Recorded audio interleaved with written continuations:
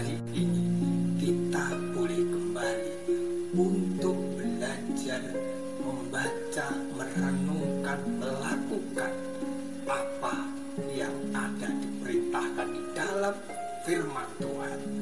Saudaraku, kali ini saya akan memberikan renungan firman Tuhan dengan tema memberi sama dengan menerima.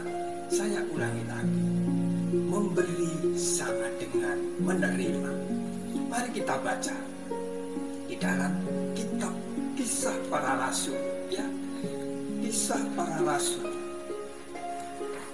pasal yang ke-20 ayat yang ke-35. Beginilah firman Tuhan, dalam segala sesuatu telah kuberikan contoh kepada kamu, bahwa dengan bekerja demikian kita harus membantu orang-orang yang lemah dan harus mengingat perkataan Tuhan Yesus, sebab Ia sendiri telah mengatakan, adalah lebih berbahagia memberi daripada menerima. Saya ulangi yang terakhir, ya, adalah lebih berbahagia memberi daripada menerima.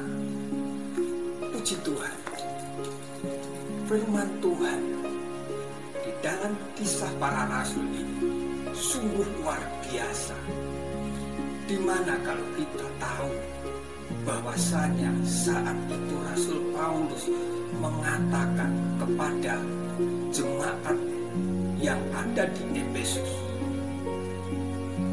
ya, selama Rasul Paulus 3 tahun di Efesus, dia bekerja sendiri.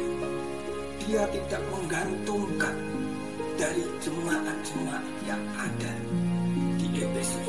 Tetapi Rasul Paulus tidak mau, ya, bertumpang tangan, tetapi mengerjakan sesuatu.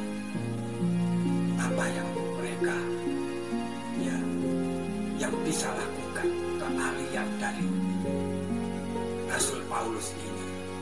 Saudaraku, dengan pembacaan firman Tuhan di dalam Efesus ini, dikatakan oleh Tuhan Yesus sendiri, itu diingatkan oleh Rasul Paulus kepada jemaat di Efesus, bahwasanya Tuhan Yesus pernah mengatakan lebih baik memberi daripada menerima.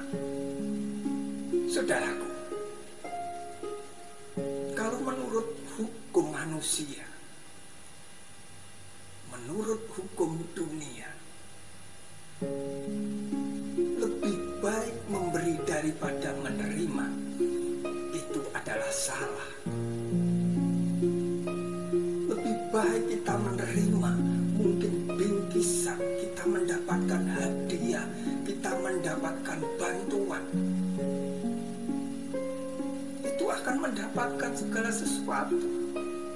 Pasti kita akan suka, bahagia. Tetapi di sini, saudara, firman Tuhan mengatakan menurut hukum Allah, menurut hukum Tuhan Yesus Kristus, Tuhan Yesus mengatakan lebih baik memberi daripada menerima. Itulah hukum Allah, hukum ilahi. Itu kebalikan dari hukum-hukum dunia ini.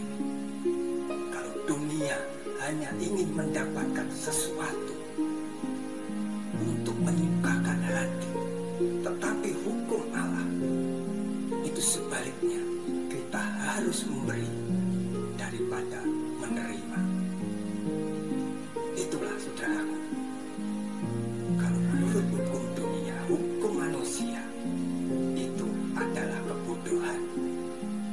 Tetapi menurut Tuhan, itu adalah sesuatu yang sungguh luar biasa, seperti tema kali ini, di mana dikatakan memberi sama dengan menerima. Saudaraku, saya akan memberikan suatu ilustrasi, saudara semuanya, di mana ada bapak yang sudah tua, yang saat itu sudah mau dikatakan meninggal dunia.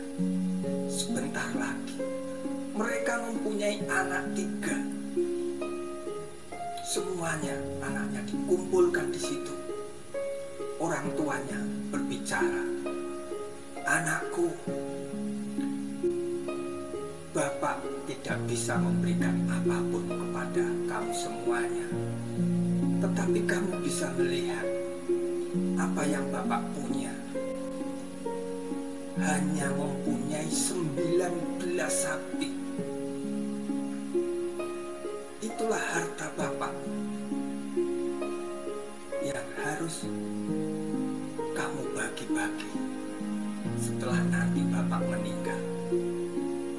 Anak yang pertama, itulah wasiat orang tuanya. Yang pertama, anak yang pertama ini dikatakan, kamu akan mendapatkan setengah dari harta Bapak.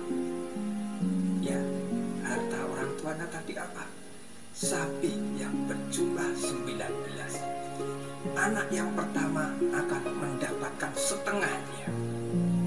Kalau setengahnya dari 19 itu berapa? Saudara bisa melihat, ya, 19.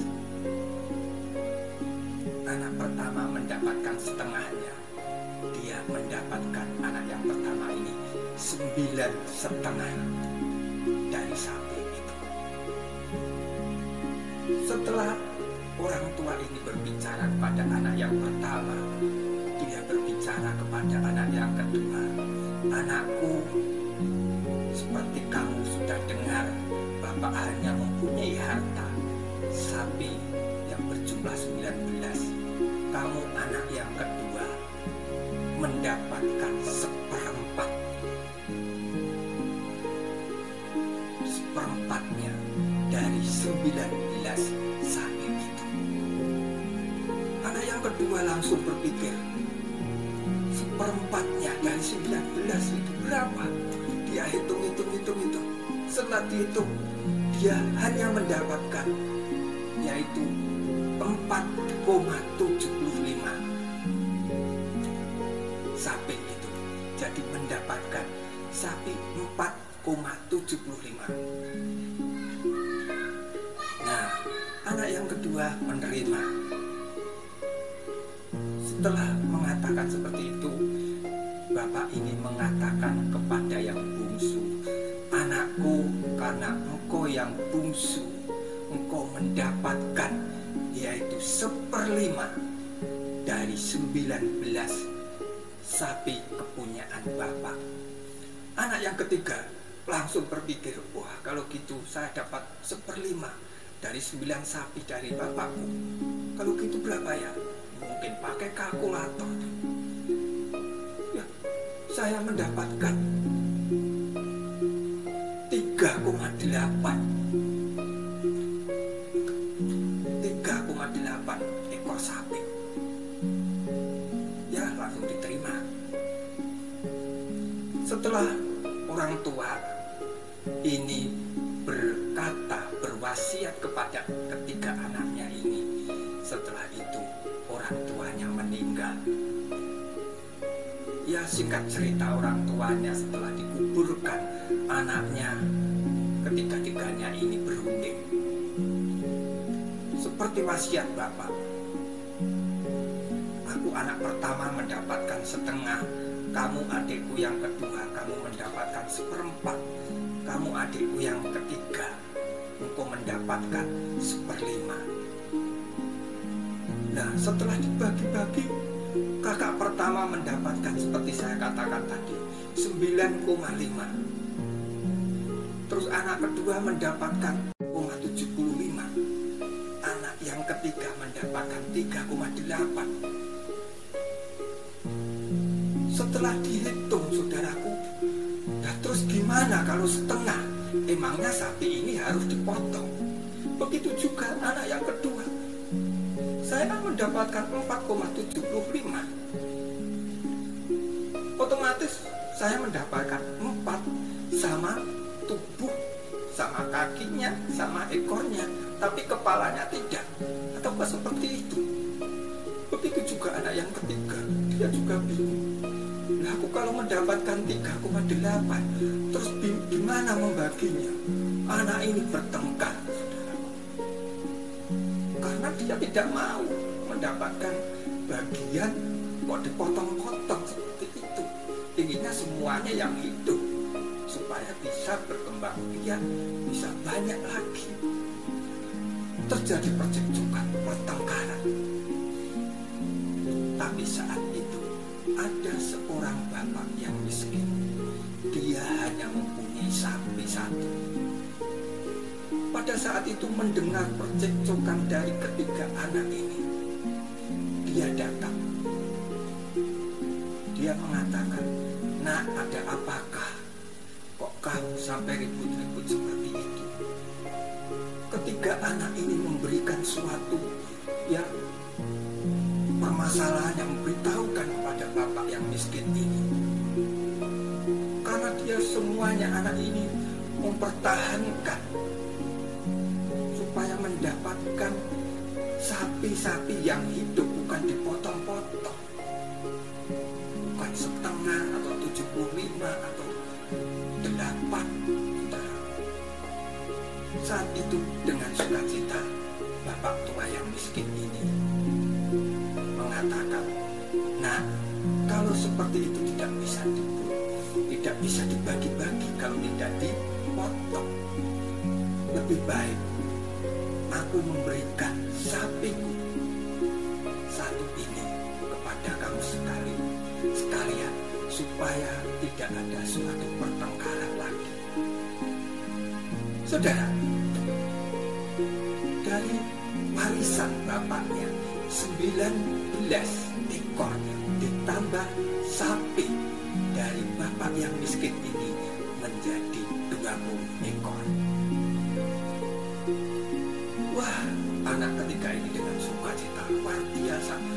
Aku mendapatkan kalau gitu bagian 20. Anak pertama langsung mengatakan, 20.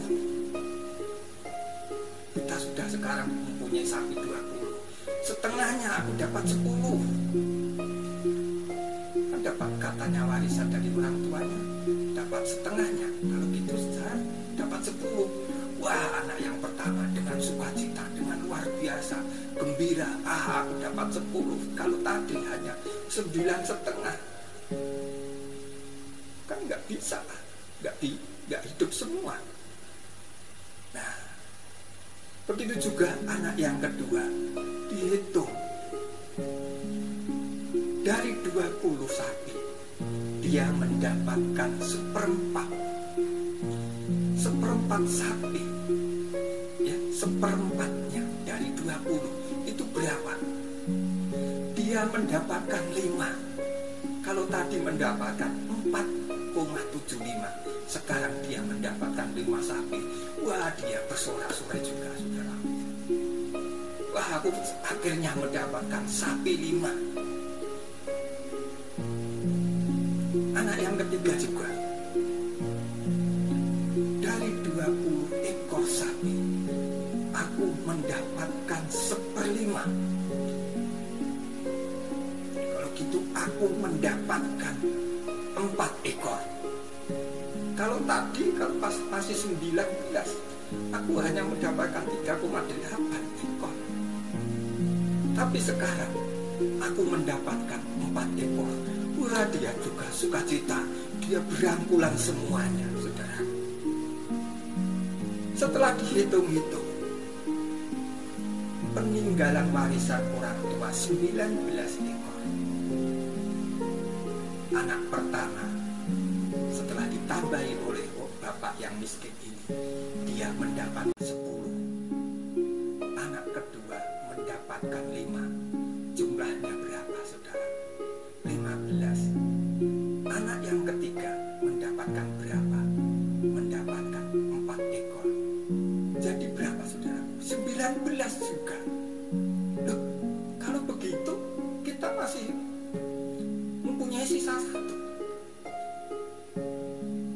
anak itu mengatakan gitu, kalau gitu kita kembalikan sajalah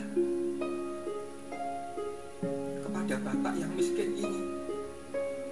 Sebenarnya bapak yang miskin ini tidak mempunyai, ya, tidak mengharapkan sapinya itu kembali, tetapi dia dengan ikhlas menjadi bagian dari solusi dari permasalahan ketiga orang ini, anak-anak ini.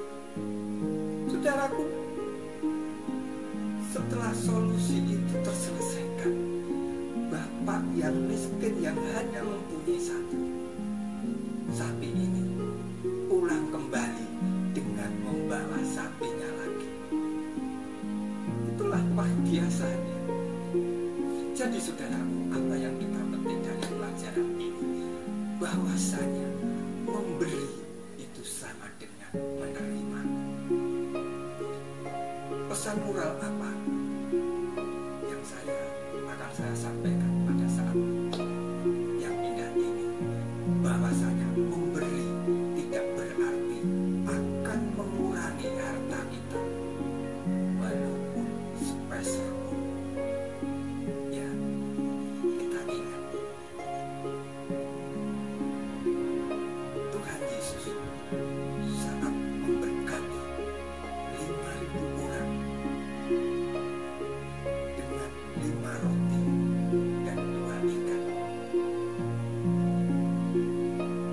Kalau dipikir 5.000 orang hanya ada 5 roti dengan 2 ikan, apakah cukup? Tetapi Tuhan sungguh luar biasa. Tuhan Yesus melakukan mujizat. Apa yang terjadi? Sisa 12 bangun.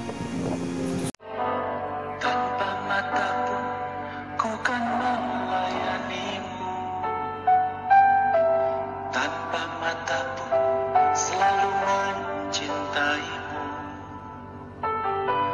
Apalah arti hanya tanpa air mata, semua yang ku punya untuk kemuliaan.